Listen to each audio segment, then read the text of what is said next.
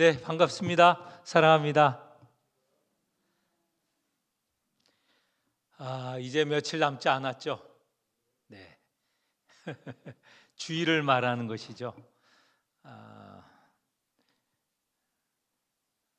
이번 주 금요일에 우리 온 교인이 함께 주일을 준비하면서 기도하기로 하였습니다. 이 자리에 계신 분들은 뭐 다 나오시는 분일 터인데 함께 금요일 나와서 같이 기도하기를 바랍니다.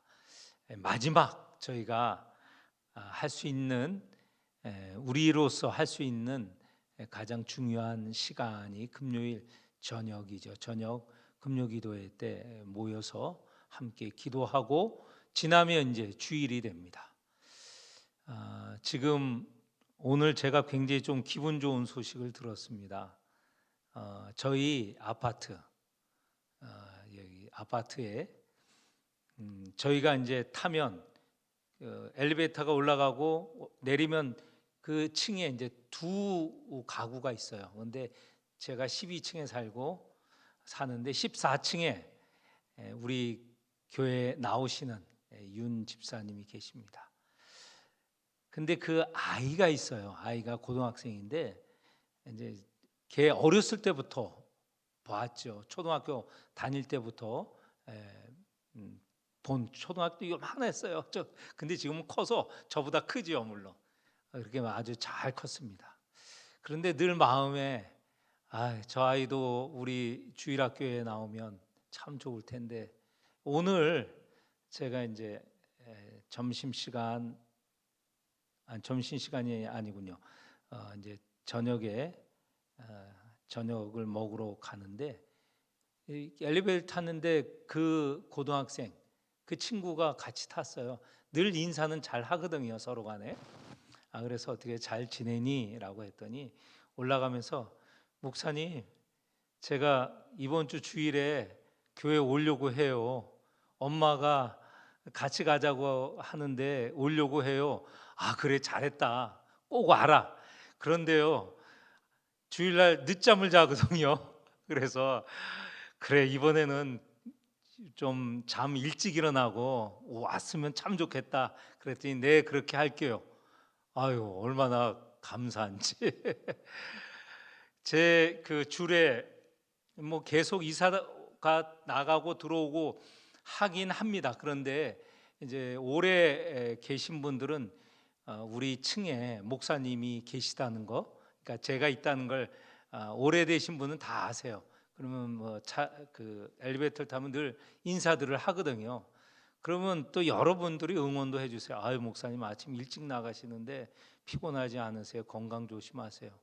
그렇게 또 인사도 하고 어떤 분은 저 교회 나가야 되는데 이러고 있습니다. 또 하는 분도 있고 그래요. 그래서 이 아파트 층에 이 엘리베이터가 다니는 2층 14층까지 있는데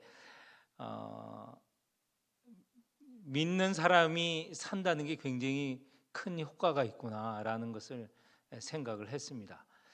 이번에 그 고등학생이 나오면 제가 다음 주에 한번 말씀을 드리겠습니다. 이번 우리 전도 대상 초청 잔치에 나왔습니다 하고 다음 주 수요일에 그렇게 이야기가 됐으면 좋겠습니다. 네, 기분 좋은 소식을 듣고 그래서 여러분에게 전합니다. 오늘 우리가 읽은 본문, 예수님께서 예루살렘에서도 성전에 들어가시는 장면입니다. 마가복음은 크게 세 부분으로 나눌 수 있다고 했죠. 예수님의 갈릴리 사역, 그리고 예수님이 이 지상의 마지막 때에 예루살렘으로 올라가시는 장면, 그게 8장에서 11장까지 지속이 돼 10장 말까지 지속이 되고요. 11장 이하의 이제 마지막 부분은 예수님께서 예루살렘에서의 그 사역입니다. 예루살렘에서의 사역은 이제 얼마 안 되는, 며칠 안 되는 사역입니다. 6월절이 바로 예수님께서 십자가에 달리시는 날과 같던지 아니면 하루 정도 차이가 나든지 그 사람에 따라서 좀 달리 할 수 있는데, 유월절 기간 중 다른 유대인과 마찬가지로 예수님도 그 절기에 예루살렘에 올라가셨고, 유월절 기간에 예수님께서 이제 십자가에 달리셔 돌아가시고 이제 사흘 만에 다시 살아나시는 것이 지금 예루살렘에서의 사역 아닙니까? 예루살렘에 예수님의 뭐 집이 있습니까? 어디 뭐가 있겠습니까? 그런데 예수님께서 이 기간, 유월절 기간 동안에 주로 거주는 베다니에서 했습니다. 나사로와 마르다와 마리아의 그 남매 가정이 베다니에 있었고, 예수님께서는 아마도 그 집에서 저녁을 보내시고 낮에는 계속 예루살렘에 올라가시고, 예루살렘에서도 주로 성전에서 지내십니다. 11장 지난 시간에 예루살렘으로 이제 들어가시는 장면이 나오고요. 그 다음에 오늘 본문 읽는 대로 성전에서 주로 사역을 하십니다. 성전에 들어가셔서 여러 가지 만남이 있고 또 대립도 있고 그러는 과정에 예수님께서 이제 잡히시고 그리고 그 산헤드린 공의에서 재판이 사실은 불법 재판입니다. 밤중에 일어난 재판이고, 그리고 그 다음 날 새벽에 빌라도 앞에 끌려가서 또 이제 사형 언도를 받으시는 것, 이게 전부 성전에서 주로 일어나는 일이고, 그리고 마침내 잡히시고는 이제 아까 말씀드렸던 산헤드린 공의회도 성전 안에 있어요. 그리고 그 빌라도 총도 물론 성전에서 바깥에 있지만 거기에서 심판받으시고 이제 예루살렘 바깥에 있는 골고다 언덕에서 십자가에 달리시죠. 성전에 들어가시는 장면 중에 오늘 첫 장면입니다. 15절에서 18절까지 마지막 기간 예루살렘에 가시고, 예루살렘에서 주로 성전에서 사역을 하시는데 그 성전에 들어가시는 첫 장면이죠. 15절에서 18절. 여기에 보면 15절에 예루살렘에 들어가시고 또 예루살렘의 제일 윗부분, 제일 중요한 부분에 있는 성전으로 들어가셨습니다. 성전은 예전에 성전 그림도 보여드렸지만 성전 건물이 있지 않습니까? 성전 건물의 가장 안쪽에는 지성소가 있고 그 앞에는 성소가 있습니다. 성소는 제사장만 들어갈 수 있고, 성소 안에 있는 지성소, 가장 거룩한 장소란 뜻이죠. 성소는 거룩한 곳이고, 지자는 아주 가장 최상급의 가장 거룩한 장소가 지성소인데, 거기는 대제사장이 1년에 한 차례 들어가는 곳입니다. 그리고 그 바깥에, 성전 건물 바깥에 조그만 마당이 있는데 거기는 유다 남자들이 들어갈 수 있고, 또 그 마당 바깥에 또 거기를 둘러싼 벽이 담이 있고 그 바깥에는 유다 여자들이 들어가는 여자들의 뜰이 있습니다. 그리고 그 담 바깥에 무엇이 있느냐? 넓은 공간이 있는데 한 3, 4만 평 되는 공간이 있는데 거기는 이방인도 들어갈 수 있는 공간입니다. 그러니까 이방인들은 거기까지 들어갈 수 있고, 유대인들이 들어가는, 그게 여자의 뜰이든 남자의 뜰이든, 물론 더더욱이니 성소는 아예 뭐 들어갈 수도 없는 곳이지만, 이 이방인들이 유다 사람들이 들어가는 곳으로 들어가다 잡히면 죽을 수 있습니다. 그래서 경고가 붙어 있어요. 그러니까 이방인의 뜰하고 유다 여자가 들어가는 뜰 사이에 이제 이 경고문이 붙어 있어요. 그 경고문은 무엇이냐?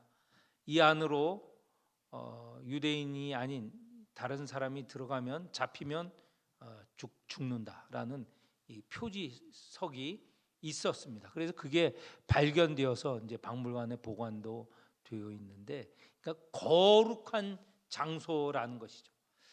그러니까 유대인의 여자의 뜰, 남자의 뜰 안에 건물로 된 성전이 있습니다. 그러면 오늘 여기서 일어나는 15절에 거기에 보면 성전 안에서 매매하는 자, 내쫓고 돈 바꾸는 자, 상을 뒤엎고 비둘기 파는 자들의 의자를 둘러 엎으셨다. 이거는 어떤 지역이냐? 요거는 아까 이 이방인들이 들어갈 수 있는 지역, 요 지역에서 이런 행위가 있었습니다. 유다인 여자의 뜰, 남자의 뜰 성소는 그거는 그렇게 넓지 않아요. 그건 넓지 않고 주로 이 성전이라고 하면서 그 성전의 그 지역, 성전 지역의 대부분은 이 이방의 뜰, 이게 넓은 그런 장소를 차지하고 있죠. 여기 보는 대로 이런 매매 행위 또는 환전 행위 등이 일어나고 있습니다. 이것을 예수님께서는 다 몰아내셨다라는 겁니다.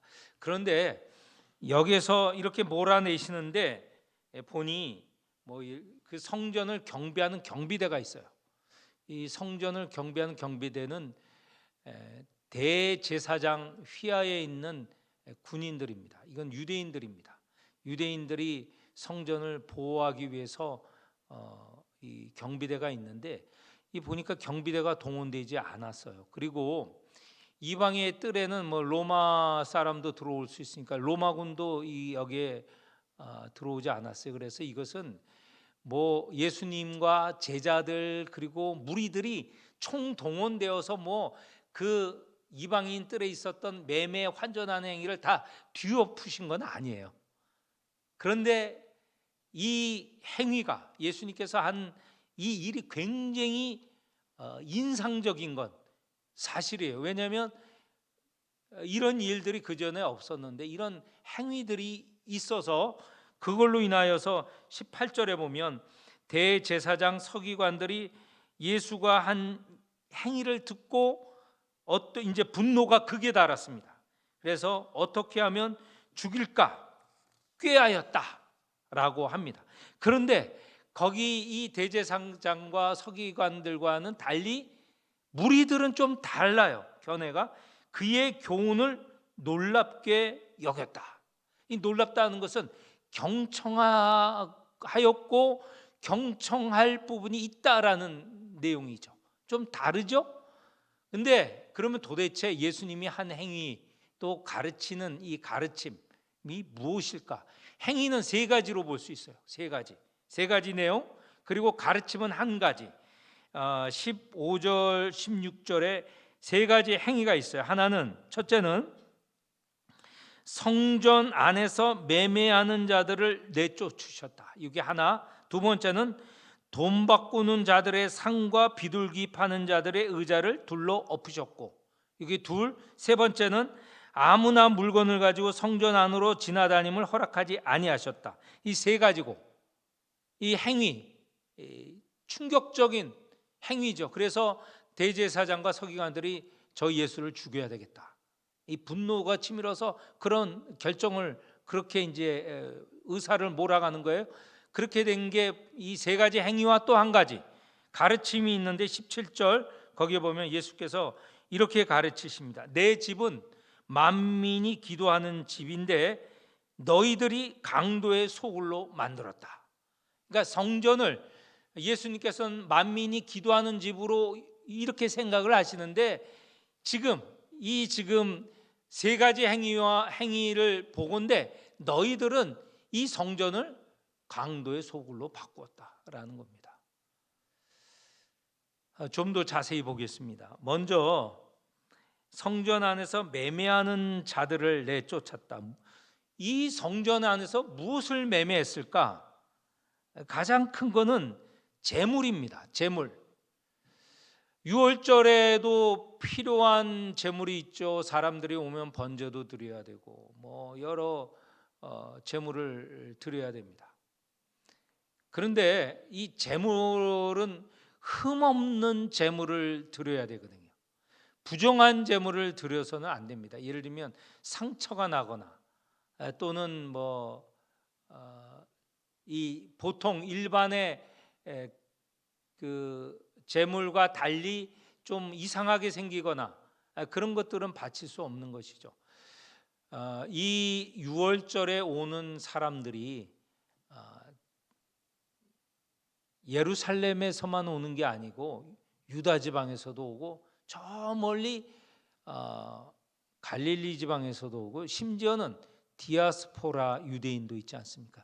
디아스포라라는 것은 자기 나라, 그러니까 이 이스라엘에 살지 않고 저기 멀리는 뭐 로마에서 살기도 하고 어떤 경우는 아프리카에서 살기도 하고 저 아시아에서도 살기도 한 사람도 유월절 지키러 오잖아요. 근데 거기서부터 재물을 끌고 올 수 없잖아요. 뭐 소를 끌고 오겠어요? 양을 끌고 오겠어요? 저 갈릴리에서도 마찬가지입니다. 거기서부터 몇 날 며칠을 이제 자면서 와야 되는데 그 재물을 끌고 오면 상처 날 수도 있고 또 뭐 재물 오다가 잃어버릴 수도 있고 이게 그렇거든요. 그래서 이 사람들이 재물 대신에 돈을 가지고 옵니다. 돈을 가지고 와서 재물을 이제 사야 돼요. 예루살렘에서 사야 되는데 그 재물들이 어디에 있었느냐? 아까 말씀드렸던 성전 내에 이방인들이 들어갈 수 있는, 그러니까 유다인의 뜰 바깥에 있는 넓은 지역에 거기에 뭐 온갖 재물들이 다 모여 있는 거예요. 소 울음소리, 양 울음소리, 염소 뭐 그리고 비둘기 뭐 이런 것, 그 재물로 바칠 짐승들뿐만 아니라 동물들뿐만 아니라 뭐 포도주, 기름, 소금, 유향 그리고 뭐 필요한 그 모든 게 완전히 여기가 장터가 돼 버리는 거예요. 장터. 성전이 거룩하고 조용하고 할 성전이 완전히 돛대기 시장이 된 거예요. 우리말로 돛대기 시장이라고 하잖아요. 이 재물을 파니, 그런데 글쎄요, 보기에 깨끗하고 보기에 더럽고의 문제가 아니고 또 시끄럽고 시끄럽지 않는 것 때문에 하나님이 좋아하시고 안 하시고의 문제가 아니고 이 재물을 파는 사람, 이 장사, 상인들이 팔지 않겠습니까? 그런데 그 사람 배후에 누가 있느냐? 대제사장과 제사장. 성전에서 성전을 통하여서 이 사람들이 이윤을 챙기는 거예요. 완전히 하나님께 정말 바치는 이 순례객들, 순례자들이 이 정성의 만큼 그만큼 이윤도 내지 않고 정말 좋은 재물을 갖다 놓고 큰 차액을 받지 않고 팔면 괜찮죠. 그런데 그게 아니고 엄청난 이윤, 차액을 챙기는 거예요. 그 뒤에는 누가 있냐? 대제사장과 제사장이 있다는 거예요. 이거 얼마나 잘못됐습니까? 독점 체제죠. 독점이라는 것은 다 나쁩니다.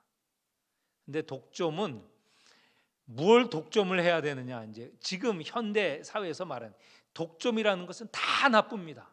그래서 독점 방지하는 것이 국가가 할 책임입니다. 그런데 독점을 하는 게 있어요. 뭐가 하냐?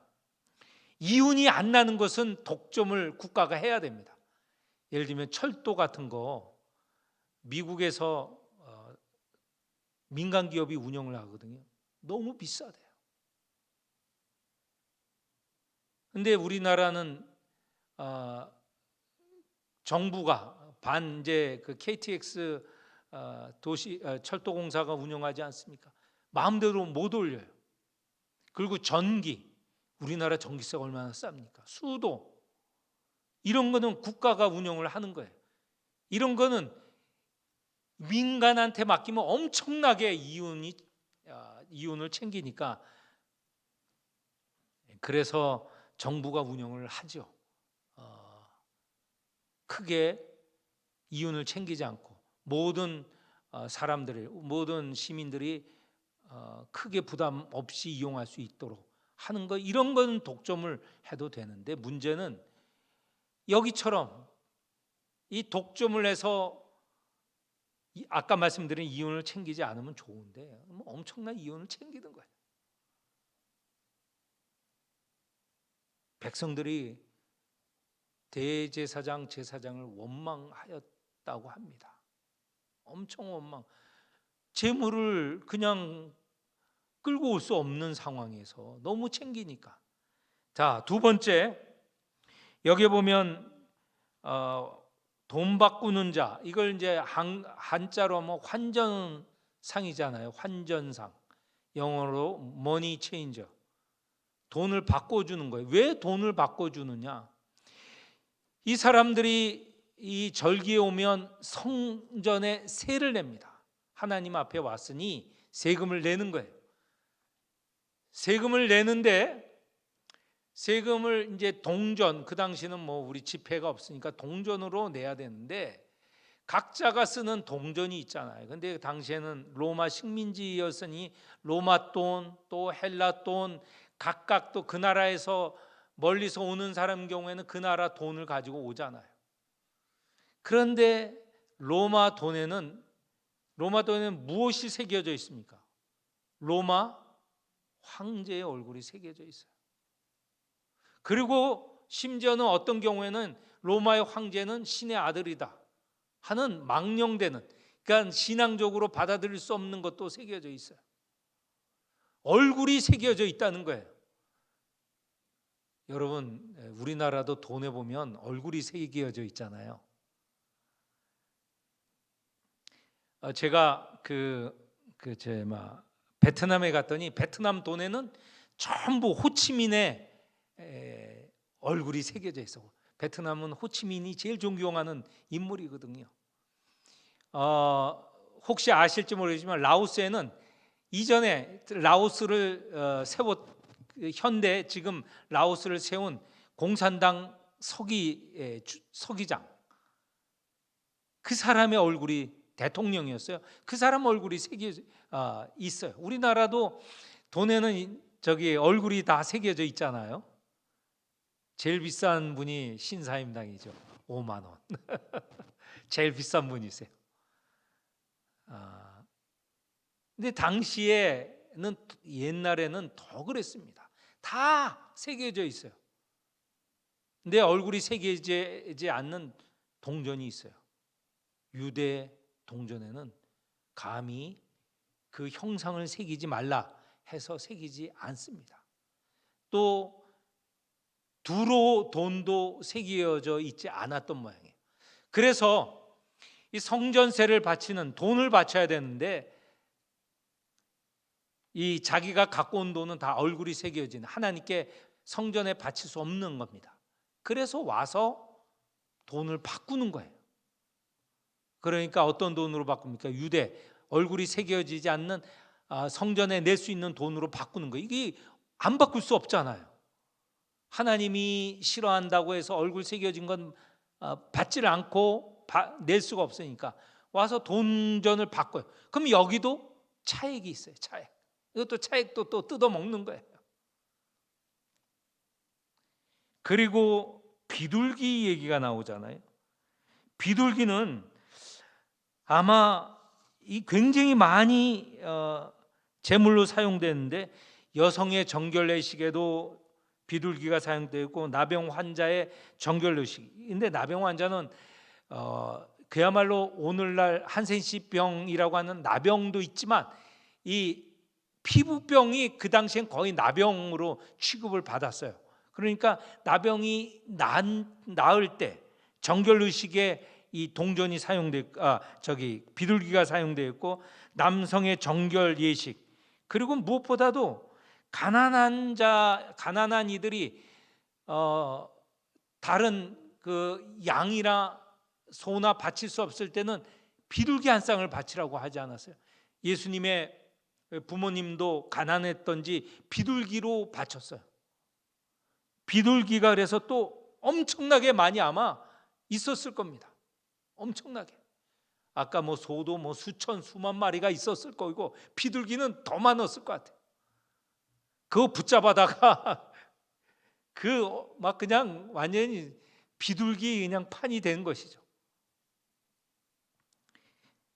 그것도 파는 자들의 의자를 뒤엎으셨습니다. 먼저 재물, 두 번째는 환전과 비둘기, 세 번째가 있습니다. 16절에 보면 아무나 물건을 가지고 성전 안으로 지나다님을 허락하지 않았다. 이게 성전이 장터가 된 거예요. 그야말로 성전은 아까 말씀드렸던 대로 정결하고 조용하고, 그래서 그런 분위기가 형성이 되어야 되는데 이게 성전이 지름길이 되어버린 거예요. 지름길. 이쪽 지역에서 저쪽으로 가는데 이 성전이, 여러분 그 그림에도 보시면 알지만 지금 성전 터는 있잖아요. 예루살렘이 있으면 그 동남쪽에 성전 산이 있어요. 그 위에 이제 성전이 있거든요. 그 위가 아까 말한 성전 터예요.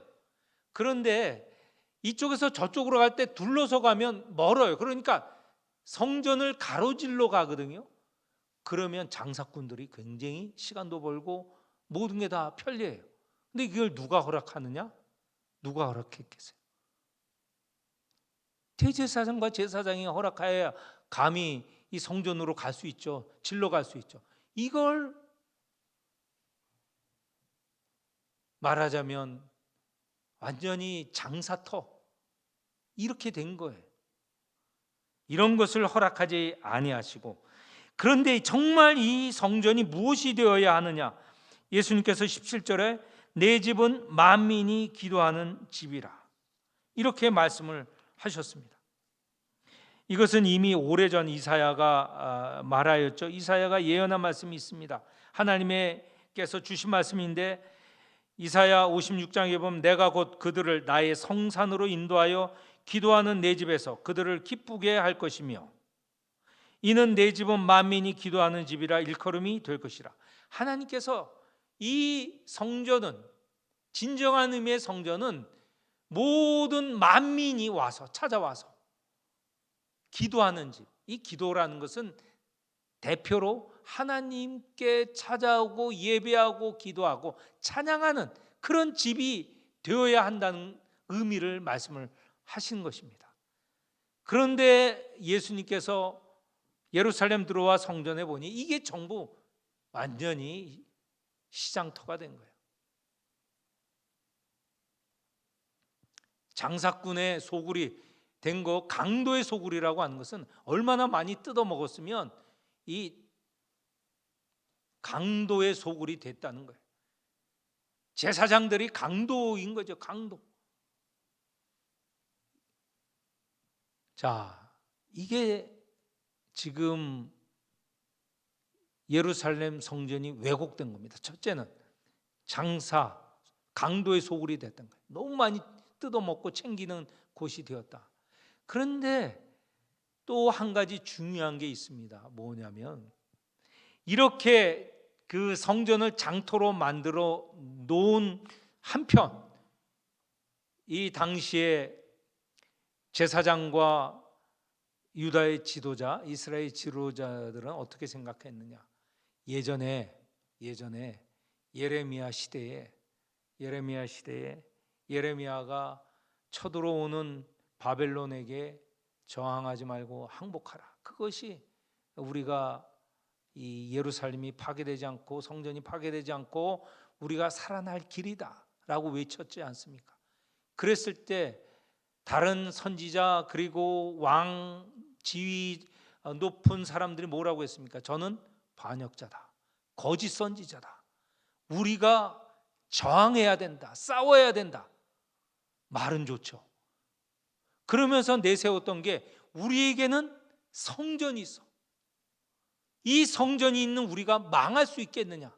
하나님께서 우리를 보호하시고 도우시지. 그런데 이들이 이렇게 말하는 이면의 진정, 성전을 통하여 하나님과 만나고 하나님의 도우심을 받기를 원하는가? 아니죠. 그들은 말은 이 성전으로 인하여 우리는 든든한 이 보호가 되고 요새가 된다고 믿었지만 사실 그들은 하나님께서 이미 얘기를 하셨어. 내가 이 성전에 이렇게 갇힐 수 있는가? 내가 성전에서 너희들과 만나는 장소이지, 너희들이 만일 나의 말을 듣지 않는다면 나는 언제든지 너희를 포기할 수 있어, 버릴 수 있어, 심판할 수 있어, 이렇게 얘기를 하지 않았습니까? 그래서 결국은 잘못된 믿음, 성전 때문에 우리는 망하지 않을 거야. 성전 때문에 우리는 보호받을 수 있을 거야. 헛된 믿음이죠. 거짓된 믿음이죠. 그런 거와 같이 지금 예수님이 이 성전을 방문하던 이 시기에 당시도 마찬가지예요. 이때 성전은 바벨론이 파괴를 하고 이제 포로로 이스라엘 유다 백성들을 잡아가지 않았습니까? 돌아온 유다 백성들이 수룹바벨을 중심으로 해서 성전을 세워요. 그래서 그 성전 이름을 이제 우리 후대에서 수룹바벨이 중심이 되어서 세웠다고 해서 수룹바벨 성전이라고 합니다. 이게 건물 성전은 두 번째예요. 그런데 예수님이 오실 무렵에 왕이 헤롯 대왕이에요. 헤롯이라는 이름의 왕들이 여럿이 있는데 헤롯 대왕이 있었는데 이 헤롯 대왕이 수룹바벨 성전을 증개축을 어마어마하게 한 거예요. 그래서 지금 있는 이 예루살렘 성전은 그 당시에 엄청난 건물이에요. 그리고 금칠도 했어요. 그래서 저 멀리에서 성전을 바라보면 그냥 햇빛에 금빛으로 반짝반짝거렸대요.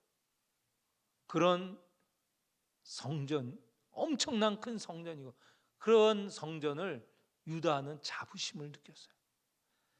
예전에 성전 때문에 우리는 망하지 않을 거야 하면서 1년 6개월을 바벨론군과 싸우다가 결국 폭삭 망했죠. 예수님이 부활하시고 승천한 이후에 한 40년 정도 흘러서, 한 35년 흘러서 로마군이 또 쳐들어와서 저항을 했어요. 그때보다 더 길었어요. 제가 정확한 날짜는 기록 못하지만 2년 3년을 저항을 했어요. 그러다가 다시 아까 말씀드린 헤롯 성전, 어마어마하게 큰 성전으로 증개축을 한 그 성전이 완전히 무너졌어요. 왜 그렇게 오랫동안 저항할 수 있었을까? 이 성전에 하나님께서 우리를 도우신다는 그 과거에 그런 잘못된 믿음이 또 있었던 거예요. 이 당시에 사람들은 하나님을 그 말씀대로 믿고 순종한 게 아니죠.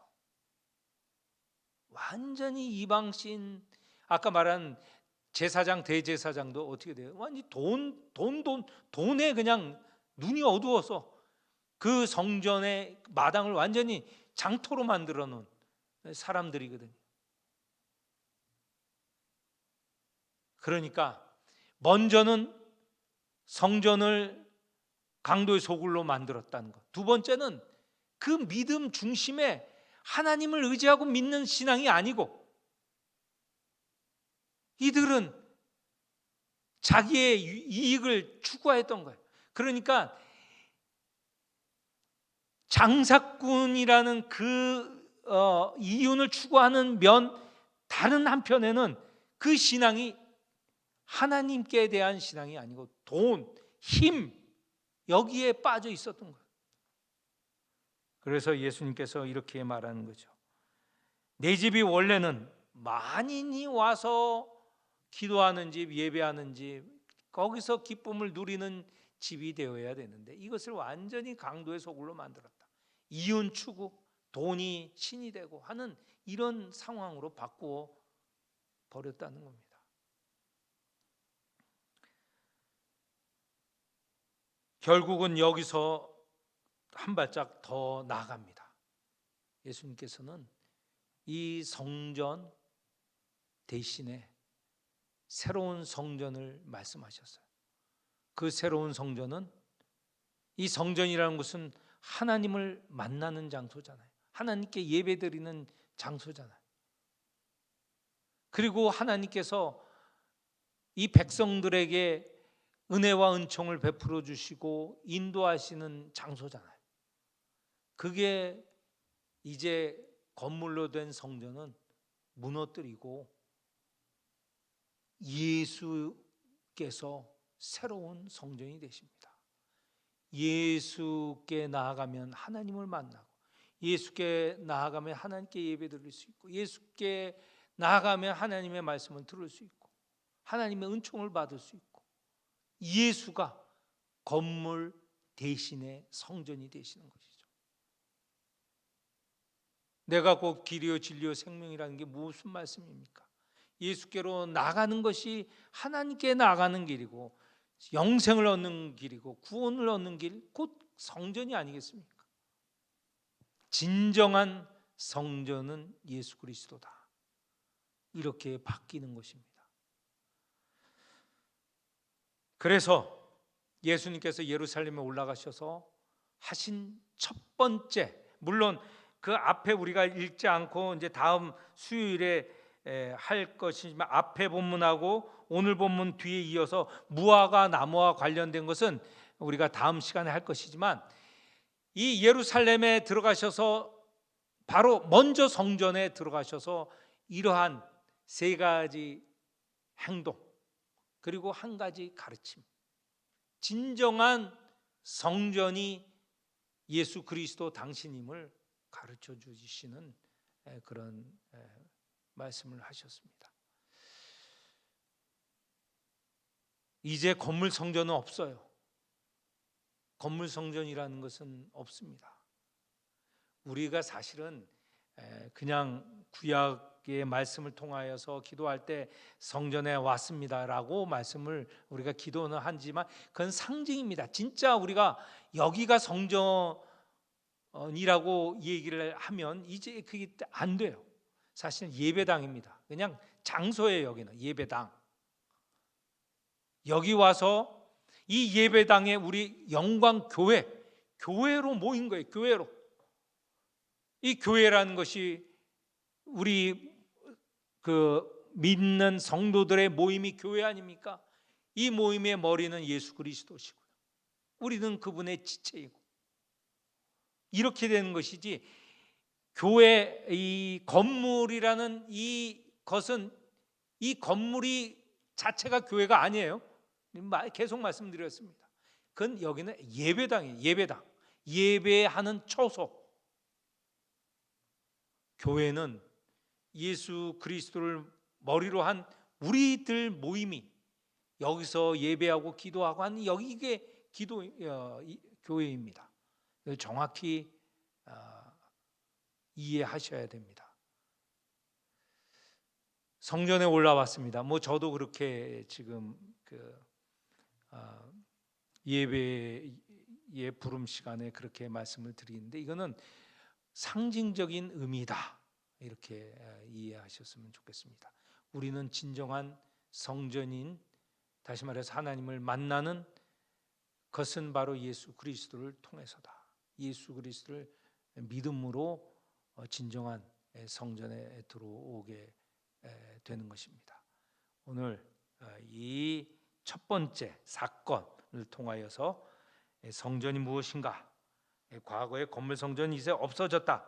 새로운 성전 예수님을 만나게 되었다라는 것을 믿고 마음에 새기시기를